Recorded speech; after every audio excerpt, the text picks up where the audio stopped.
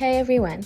The moment I stepped inside the layout, the i8, it felt less like getting into an CUV and more like walking into a bright, high-end lounge on wheels. Sliding into the cabin, the very first thing that hits me is just how open and airy the view feels. The front windshield is this huge silver-coated glass panel that blocks 84.9% of infrared and 99.9% of UV rays. So it's not just keeping the sun off you, it's keeping the heat out too. The side windows are massive as well, flooding the cabin with light and giving you that wide panoramic feel while still making sure you're protected from the sun. The second thing I noticed is the attention to detail.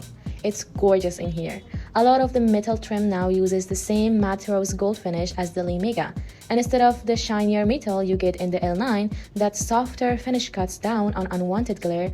And I'm sure we've all had that moment where sunlight bounces off the wrong spot and blinds you for a second. Even the AC vents are framed with that rose gold trim, and they've switched to electric controls instead of manual.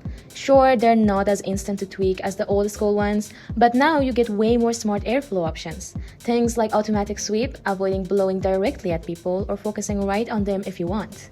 Let's check out the AC controls and the infotainment system. Using it feels super intuitive, just point where you want the air to go and it follows instantly. Double tap to turn the AC on or off. Let's try it. AC on. And there it is, airflow kicking in almost instantly, practically in sync. Turning it off has a tiny delay, see? The tissues dropped, and only now has the AC fully shut off.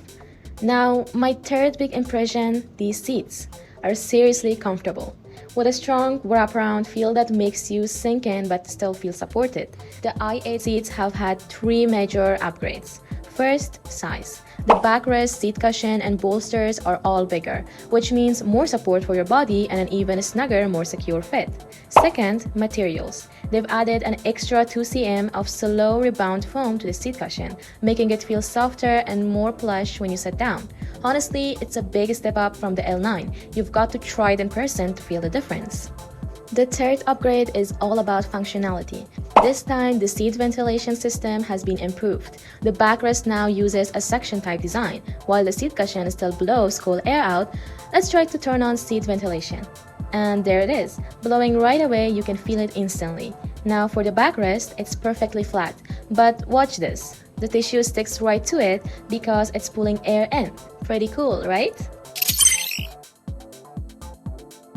The right side zero-gravity seat in the second row has also been upgraded.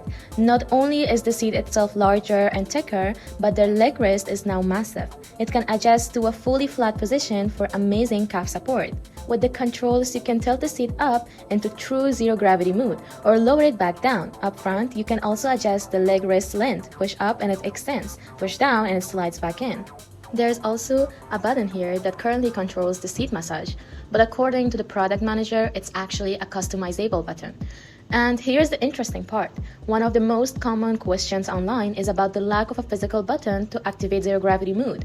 He said that if enough people request it and it's validated, an OTA update could let this button trigger zero-gravity mode instead. Now, moving to the second row, this door has some thoughtful design touches.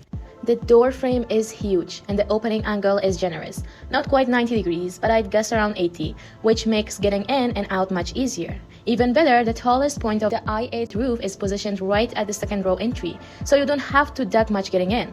Up top, the reading lights have two brightness levels and a warm color temperature, which gives the cabin a cozy, welcoming vibe. And about the fabric headliner that some people complain about, honestly, it feels nice to the touch, it's not rough or cheap at all. Then we've got the second row entertainment screen, same as the L9, a 21.4-inch 3K display with great visuals.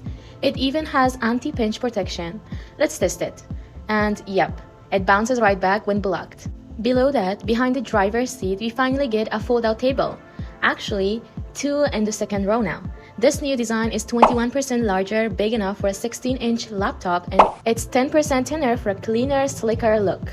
Space in the second row still feels incredibly open. The windows are huge according to Li Auto. The window sill height is only 2/3 of the car's overall height, and the side glass measures 0.33 square meters. Sun protection is still great and the sunshades are smooth to pull up with wide coverage. Love it. Another bonus, the side windows can roll all the way down. That means you can enjoy a wide open view, wave to someone outside, or pass something through without opening the door. Besides the window, there's a small hook finished in matte rose gold, perfect for hanging a bag or a piece of clothing. Looking down, the i8 has the same hot and cold box as the L9, 8.8 liters with cooling from 0 to 7 degrees Celsius and heating from 35 to 50 degrees Celsius.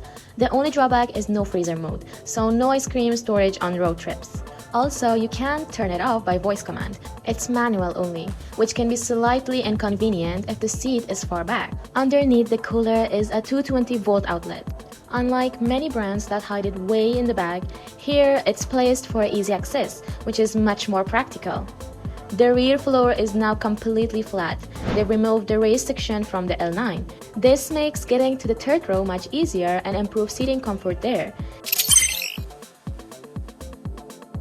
Speaking of the third row, here's my verdict. It has better longitudinal space than the L9. Let's compare. With the first row set, so there's 10 centimeters between my knees and the glove box. And the second row set for 15 centimeters of knee space. The i8 third row still has about 15 centimeters of knee room left. In the L9, you only get around 10 centimeters in the same setup. Another thing that really impressed me about the third row is its side windows. They're huge. Officially, they measure close to 0.15 square meters, which means even in the very back, you still get a nice open and airy feel. The third row control panel also looks more refined than in the L9. You get a USB-C port, a seat back recline button, and seat heating controls right at your fingertips. As for cargo space, it's generous. You can easily fit 5 to 6 carry-on size, 20-inch suitcases without a problem. From our measurements, the L8's trunk is about 170 centimeters wide and 56 centimeters deep, both slightly longer than the L9. That's enough to handle a family of 4 adults and 2 kids for a 3 to 5 day road trip, which honestly should cover about 95% of people's needs. Now, if you're talking 6 adults on a 1 or 2 month self-driving trip, yeah, that might be pushing it. And that wraps up my static interior and space review of the Lee i8. Coming up next, we'll see how it drives and what it's like on the road. So stay tuned, because that's where things get really interesting. See you in the next video.